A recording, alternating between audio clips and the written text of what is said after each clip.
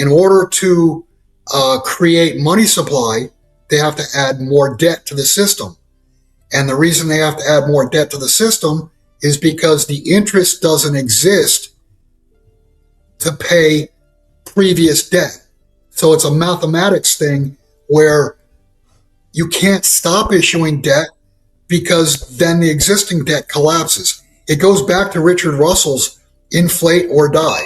And the only way to inflate is to increase the money supply. The only way to increase the money supply is to increase the debt outstanding. Fast forward to where we are now, and you've got the U.S. Treasury is going to be paying $1.5 trillion plus per year in interest alone. I mean, do that math. How long is that going to last if the Treasury's only taking in $6 trillion, but $1.5 trillion of that goes to pay interest, and we're running a deficit of $2 trillion plus each and every year? Mathematically, that will end. And mathematically, that will end in a disaster. So does that mean money or credit is more important than money itself in that case? Right now it is. But when everything collapses, the only thing that's going to be important at that point is whether you have real money. And the only real money on this planet are gold and silver. Well, let's build on that then. You know, people hear the phrase credit contraction, and it's become one of those, buzz terms that everyone repeats, but I don't know that people really understand it. Can you walk us through what is a credit contraction, and not only what is it, what happens first, and how quickly can it spread once it starts? A debt system that keeps demanding larger and larger borrowing eventually forces hard choices onto every saver. This is where Holter's argument shifts away from market cycles and toward the question of long-term purchasing power. Regardless of whether his broader outlook turns out to be right, rising interest costs undeniably erode fiscal flexibility as time goes on. Investors focused on protecting their wealth, he argues, should be looking at which assets hold up no matter how far debt conditions stretch. You mentioned gold and silver, and whenever you and I have had these conversations over the years, it's always comes back to one thing: real money. I guess I'll just make this one easy. Where do you think gold and silver fit into this picture today? Has their role changed? Some people think of them as investments or financial insurance. I think of it as wealth. If someone owns no physical gold or silver today, what risk are they actually taking, Bill? They risk ending up with zero wealth whatsoever. I mean, gold and silver are your only life jackets or only life rafts.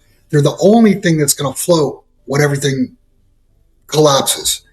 Warren Buffett talks about derivatives being weapons of mass financial destruction, and the only time you find out who's swimming naked is when the tide goes out.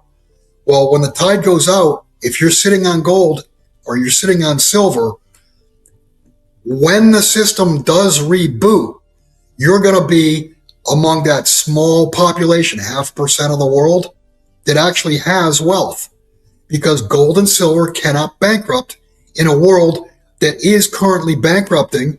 I mean, mathematically, you can see we're in the process of it. And Andy, early on in doing precious metals, I would ask new people, do you think the U.S. government is broke? And 95% of the people would say, well, yeah, of course they're broke, but it doesn't matter. And the bottom line is, you're right, it doesn't matter until it matters. If this pattern continues into another debt cycle, the biggest risk to a portfolio may end up being anything that depends entirely on confidence to hold value. Holter notes that physical gold and silver, unlike most modern financial assets, can't simply be conjured into existence by expanding credit. The deeper issue, in his view, isn't market volatility. It's a system structurally dependent on debt that requires endless refinancing. Wealth preservation, he argues, has to begin before confidence actually breaks, not after headlines finally catch up. First off, a credit contraction is pretty much what it sounds like: less credit outstanding. In other words, a credit contraction will be either credit no longer issued to more credit, or it actually contracts what's outstanding. The only problem with that is it cannot happen, because if it happens, the existing credit that's outstanding will fail. Because in order for the game to continue, the credit, the debt service must be, the interest must be serviced. It's got to be paid. And how does that happen? How does the interest get paid if the money does not exist to pay it? So the only way to pay it is to increase the amount of credit outstanding, not decrease it. The biggest fear of the Federal Reserve is a credit contraction, because they saw back in the 1930s during the Depression, they saw credit contract, and that created massive deflation. The difference between today and then, back then, gold and silver were monies that were circulating. We had a foundation of gold at that point. Today, we have a foundation. The whole world has a foundation of U.S. treasuries. That is the foundation. And it was thought that, that's fine because it's issued by the U.S. government, the full faith and credit of the U.S. government, which was a pristine credit. Well, yeah, we were a pristine credit in 1970 when we were 35% debt to GDP.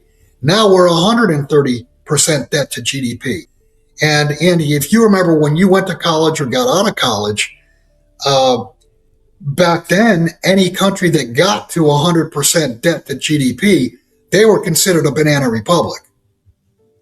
Now you've got the issuer of the world's reserve currency with nothing backing the currency, nothing backing the debt other than the credit of the United States. The issue of the world's reserve currency is at 130% debt to GDP and plainly in banana republic land. Now, a banana republic is two things. It's not only from a financial standpoint, but also from a rule of law standpoint. And I would argue for the last at least 10 years, going back to 2015, the U.S. is a banana republic. There's two separate sets of rules in the legal world.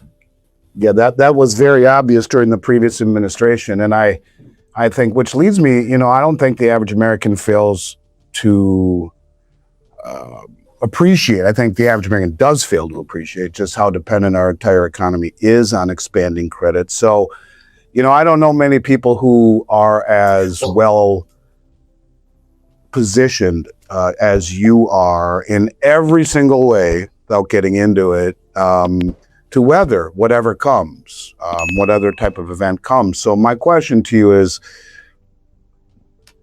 does a credit problem live simply as a financial event, or could it ultimately become a social event? Well, everything in the world runs on credit. Well, what I've talked about so far has just been financial markets. But understand, the real world cannot function without credit. Debt to GDP ratios, once treated as serious warning signs, get remarkably little mainstream attention today. Holter's point is that reliance on ever-expanding credit reaches well past financial markets and into everyday commerce. That distinction matters, since disruptions rarely stay confined to Wall Street once financing conditions tighten up. Protecting wealth, in his view, means understanding how systemic credit props up daily economic life, not just how it shows up in investment portfolios. You cannot get a loaf of bread to market without at least a dozen uses of credit for that loaf of bread to show up in the grocery store. And that's the problem. They've abused the credit markets in the financial world to try to aid growth in the economy and to also aid leverage to buy assets and push the assets up in price. The problem when credit is no longer forthcoming, and we should talk about the Japanese yen carry trade, because that's beginning to unwind now. From a financial standpoint, markets collapse if there's no credit. Think about how much credit there is every single night to carry positions overnight. Now, if that credit's not available, those positions got to be sold. Now you're talking about hitting the bid across all markets. You're going to lower stock prices. You're going to lower bond prices, which raises bond yields. So that's the financial side of it. But the real world economy side of it, how do you get gas? How do stores remain open if there's no credit? If you can't get a loaf of bread to market without credit, do you really believe your utility is going to be able to run? Are they going to be able to clean water? Is your town going to be able to pay police or firefighters or what have you? This is a double-edged sword. It's not just the financial system. It is the real economy itself. And that's where the social event comes into play. Yeah, I want to talk about the young carry trade, but just to kind of expand upon what you said, I don't think people maybe really understand. You're saying the farmer needs credit to buy diesel fuel in his combine and the seeds to plant the field, and then the trucker who takes the harvest, he needs credit for his truck and his fuel and his employees, and he brings it to the flour mill who's running on credit, and then they bring it to the other trucker to bring it back to the baker, and everyone's running on credit. Exactly. Who then has to have credit to the grocery store. There's your dozen uses of credit, and that does make sense. And I stole that one from you long time ago, and it's a very, very enlightening thought process.